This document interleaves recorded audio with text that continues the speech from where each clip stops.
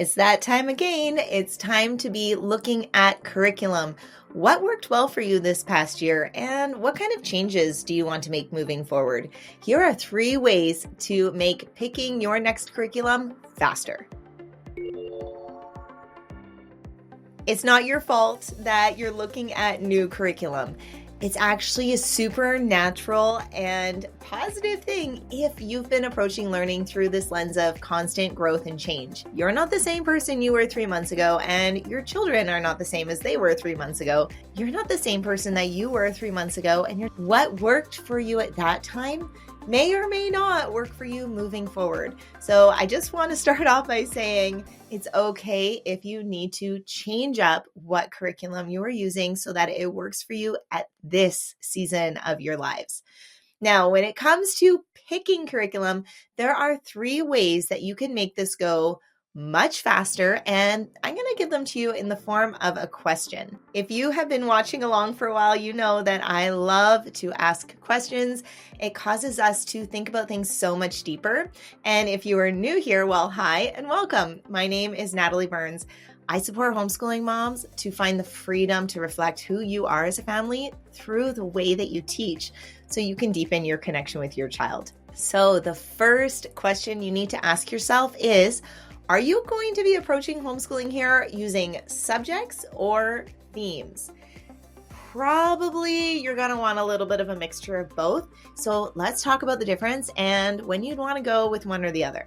For subjects, this is really great when you are teaching a really specific skill and something that you really want the focus to be on. So for example, if your child is doing piano lessons, this is a really good specific subject area for music and art that you are not necessarily going to combine this with other things. I mean, you could, however, you really want to get the foundation set by focusing just on piano.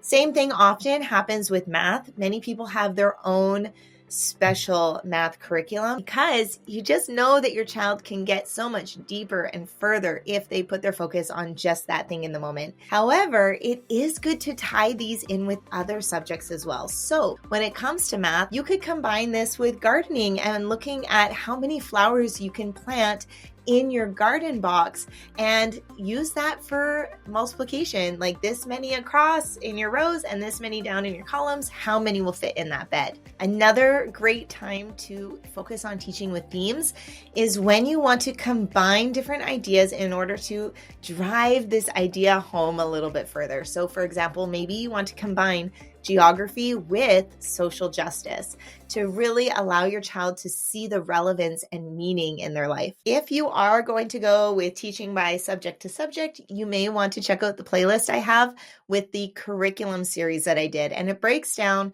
how to go about teaching each of these subjects. All right, the second question to ask yourself in order to help make curriculum picking way faster is, what kind of learner is your child?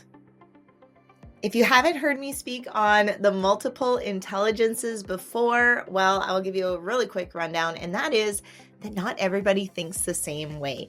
Some people tend to process new information in a certain way a lot faster and easier. For example, maybe your child is a lot more musical, or maybe they're a lot more logical, or maybe they're a lot more kinesthetic, like movement oriented. So knowing the way that your child will process information better is going to allow you to pick the kind of style that is already laid out in your curriculum in that way. That way you don't have to adapt so much. Then we need to consider about 20% of the population who are so much more experiential. And the people who need to actually experience, feel, touch, participate in that learning process, it really works to have gamified learning. This could be as practical as actual board games or video games, even anything that just has them experience the natural consequences for themselves, whether that's a positive or negative consequence. So for example, they're not going to read about water in order to learn about water. They're going to have to touch it, feel the hot, feel the cold, actually boil the water and experience the steam that comes out of that pot. This is how your experiential learner will learn best. And the third tip that I have for you for making curriculum picking so much faster is to know how long you have to work with here. Some regions require you to homeschool for a certain number of days, and other regions have no requirements. Either way, you don't need to be doing a specific curriculum book for all of those days. Give yourself a little wiggle room. I mentioned in the last video here that sometimes surprises in life will come up. What if everyone's sick for a day? What if everyone's sick for a week? You're going to need to plan yourself some margin here. So if you are going to pick a book that has 180 lessons and you have 180 days to do that in, that's going to be a little tight, and you may want to look at either skipping the review days or letting that carry into the next year. The other consideration that you definitely want to include is, can someone step in and help you with this?